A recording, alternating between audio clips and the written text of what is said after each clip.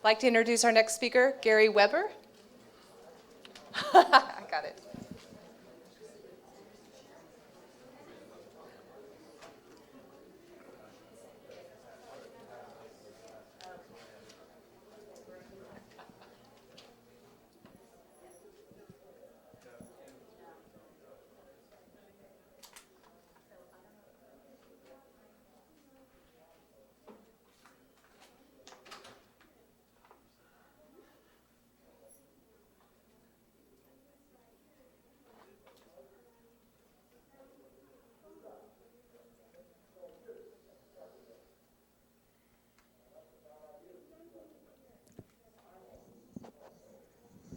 Take a few minutes to talk about the journey that I went on after doing a lot of meditation, a lot of yoga. I found myself one morning doing a yoga posture and went up into it one way and came back down, and my referential narrative, blah, blah, had just stopped. It was just completely zero. It's been that way for 14 years now, except when my blood sugar gets very low or I get very tired. That's really how my life goes. It's just completely still inside, and yet I can still pass for being functional. And so what this talk will be about is the exploration. I'm a subject in 5 studies, the exploration that we've done in trying to understand how this could be possible. I mean, how could this persistent state of quietness, this no blah blah, happen, and whether it correlates with what we're all here, psilocybin, which is surprising to many people.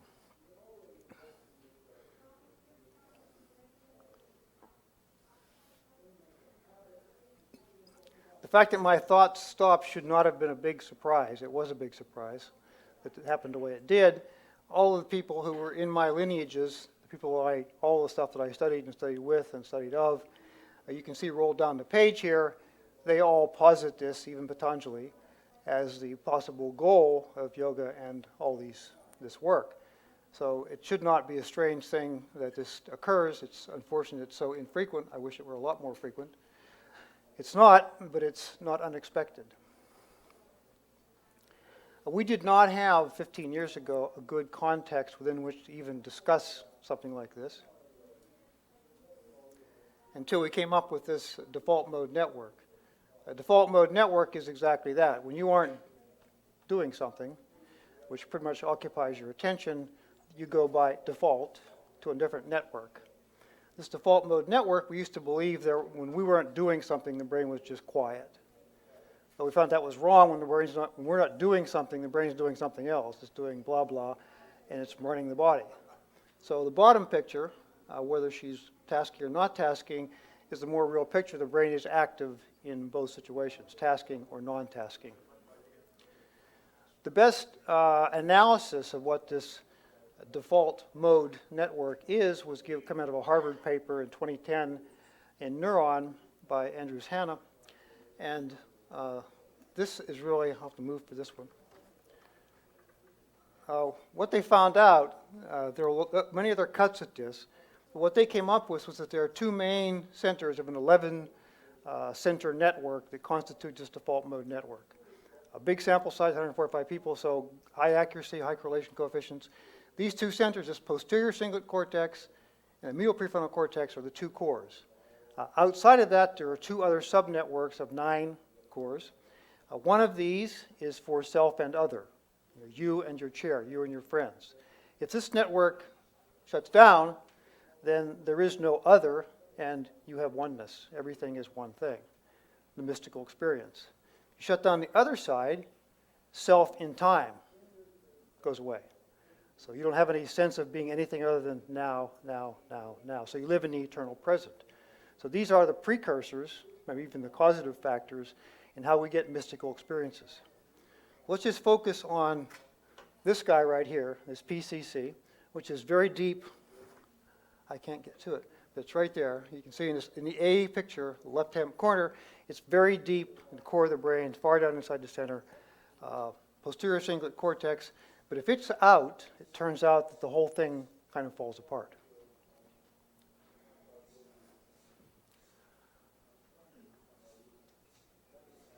The first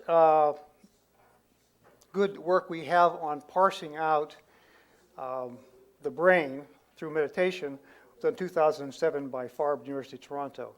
What they found is that with not very much meditation, by standards, 45 minutes a day, 2 months, standard, plain old Jon Kabat-Zinn mindfulness meditation, that you did in fact, this was the network we just talked about, the two yellow balls, PCC, the prefrontal cortex.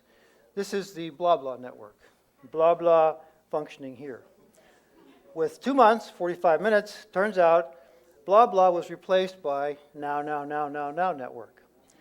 Different place, pretty much down the right-hand side of the brain, insula, lower prefrontal cortex, pituitary parietal.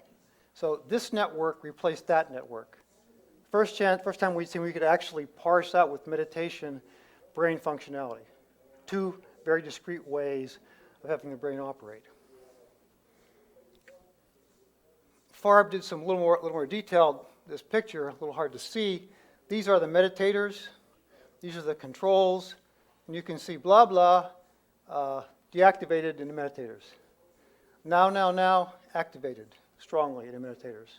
So clear confirmation that we can parse out in the brain whether we're blah, blah, or now. However, good news, bad news, after meditation, they're back to blah, blah. So we haven't been able to establish with 45 minutes and 2 months a clear pattern to stay out of blah, blah. So what we do, this is my buddy Judd Brewer at Yale. I'm a subject in this study. A PNAS paper last fall came out and got a lot of press. That, again, looking at this default mode network, but now with 10,000-hour meditators. These are all Theravadins. There's a Theravada nest up in Yale. They're all Theravadins, and they have the same meditational procedures, same protocols, and so because of that, they can get a very tight correlation of a very small sample size. And what they found was, the same old thing all over again.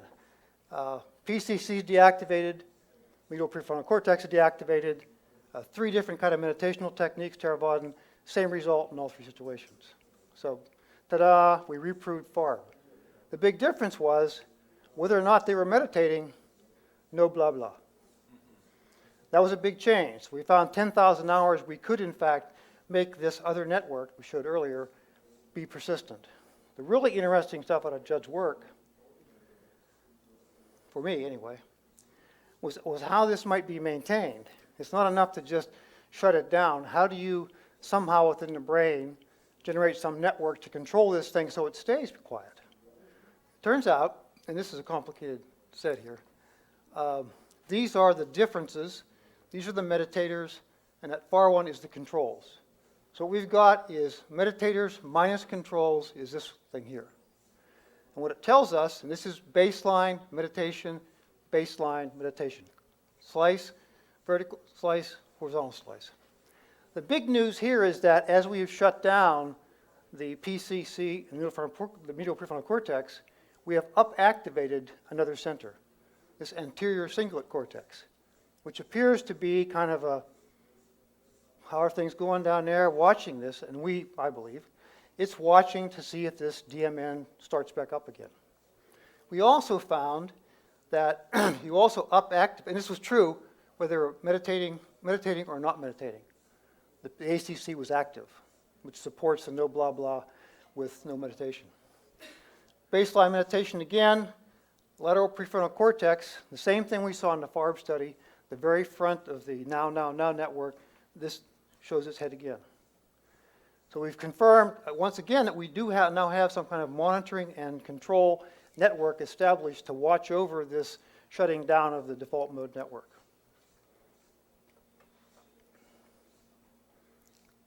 The big surprise, this was confirmatory. I was happy, Judd was happy. We had an explanation, at least something that looked like within the parameters that we're looking at, you could actually explain how you could maintain a state of, for 14 years, pretty much emptiness. You've got 2 centers watching 2 other centers, and you're keeping those shut down.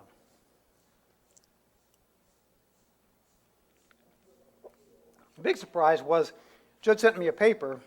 He said, Judd, take a look at this. And so I got into it, and this is a UK-based organization. February, 2 months after Judd's paper, they came out and said, oh, we can do this, and we can look at this and this. We can look at what happens in fMRI if we give people medium-level doses of magic mushrooms, psilocybin. They don't actually crush up the mushrooms, but IV psilocybin, medium-level dose. And what Robin found was this, that as you gave IV psilocybin, medium dose levels, and you saw that go along with time after infusion, you can see how dramatically, and this is our good old friend again, the PCC. The PCC blood flow dropped dramatically when you put psilocybin in. So once again, we're deactivating the PCC by putting in psilocybin. Amazing. It's the same thing we saw with meditation. Also, and this is a change in blood flow into the PCC. As this drops, extremely intense effects happen, which is why people take psilocybin. So the more you shut down the PCC, the more you get psychedelic mystical effects. Not a surprise, confirming what we saw before with meditation. Something else that Robin looked at was connectivity, which is, do two centers cooperate? Do they talk to each other? Are they online at the same time, and are they likely to be working together? In fact, that's what happens, and our good friend over there on the left in blue, that's deactivated, and you compare it to this center. This is one of the yellow balls. That's the blue one's the other of the yellow balls. And what this says is that that one's not talking to this one. So that DMN, that default mode network of those two core yellow spheres, is not talking. It's shut down. Psilocybin did the same thing that we did with non-dual meditation. Shut down the same network. At the same time, you have up-activated our old friend, the ACC. Same story we had before twice. Confirming with psilocybin, you're getting exactly the same phenomena, at least as far as looking at these centers, as you saw with meditation, 10,000 hour plus meditation.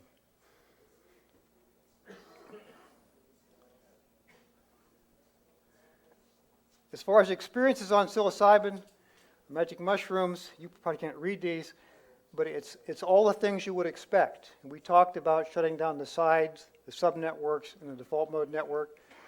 Self and other disappears, self and time disappears. Well, duh, what you see here is that my sense of time was altered. My sense of space was altered. Things look strange, etc. But it's exactly what you'd expect from what we've laid out as an idea here. These, that's higher and lower, psilocybin and placebo.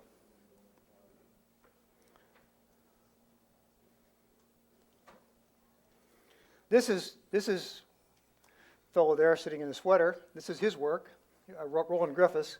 There is a really top-notch psilocybin program in the U.S., been running for 12 years. Roland Griffiths started it. It's running at Hopkins. We had a meeting with them a couple weeks ago in Penn. And as far as somebody doing entheogenics is a new word. You know, en is inside, theo is divinity, and genetic is genes bringing in. So we're trying to create the infinite inside. Entheogenics is kind of the new word for psychedelics. But Roland has run this, 3 seminal papers. You can see them listed here. He's talking this afternoon at 4:30? Sometime around that. He's talking this afternoon. And what Roland found, and I pulled this out of his papers, was that in fact psilocybin produces good outcomes. No surprise, mystical experiences. They were very careful at selecting who they were going to use in the study. They were spiritually inclined. And it was surprisingly, 2/3 of the folks had no bad trips. 1/3 had some disturbances. But even for all that whole population, they said that it was the top 5 or their single most important meaningful life experience. I'm not pushing drugs here. Because I'll say, I'm an absolute virgin on psychedelics. I just timed out to not take them until I had another big experience non-dually. When I had that, then I just went that direction. Because leaving my personality, I would have been using them like crazy. So very meaningful life experiences. If you look down here, long-term positive changes Roland has found in his studies, interpersonally, well-being, behaviors, good long-term outcomes. The ongoing activity at Hopkins, I'm kind of a shill for Roland for this afternoon. Our old friend, default mode network, blah, blah. And there's a current study ongoing with teaching meditators how to do it with psilocybin. The new study coming up with psilocybin on long-term meditators. Roland will talk about it more this afternoon, I'm sure. This is, where's Combs? There he is. He and two other folks were on the doctoral committee for Jeffrey Martin. And what Jeffrey did was try to go around and look at people who have reported persistent non-duality, persistent stillness, persistent quietness, persistent phenomena described in this. Anybody who had claimed something like that, self-reported persistent behaviors, they were in the study, at least for first consideration. I call these people serpents, self-reported persistent non-symbolics. So there's serpents, these serpents, the serpents, there were 500 original serpents, and out of that came 52 who were invited, and 36 of us actually did the whole drill. Ralph Hood was also, well, Mr. Combs, on Jeffrey's doctoral committee. So the Hood mysticism scale is kind of the standard for looking at how much time? 4 minutes, okay. This was a 160 to 32 scale. On that, the serpents averaged 52. 9 of us were 160s. And if you look at us against psychedelics, contemplatives, and psychotics, as high or statistically equal to psychedelic folks. And we are persistently more mystical than just taking a trip. It's that way basically all the time. These are the Hood mysticism scale statements. Some of the ones, if you look at a lot of these, you rate them. This is yes, my experience, not my experience, etc. That's what goes into the matrix. And so what I did, completely, not non-scientifically. I said, okay, people I know and I work with, I don't want to out all my students, but the people that I work with, many of them view psychedelics. They're contemporaries of mine, and they've done all kinds of things. And so we looked at sex, drugs, and non-duality, and compared sex, drugs, and non-duality. And what we found, we looked at those three things, and we also looked at, okay, what's duality like after you've had a non-dual experience? And what's duality like if you haven't had one? So I asked him 1 to 10 scale, give me your numbers, typical pleasure.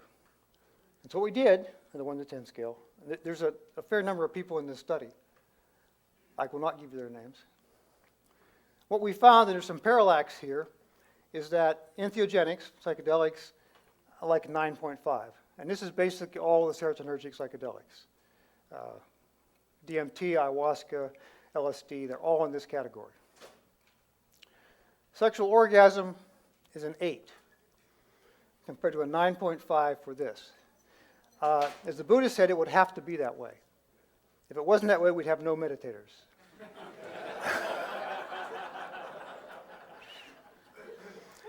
And non-dual, folks were saying it was better, and this has been a consistent report from people that I've worked with.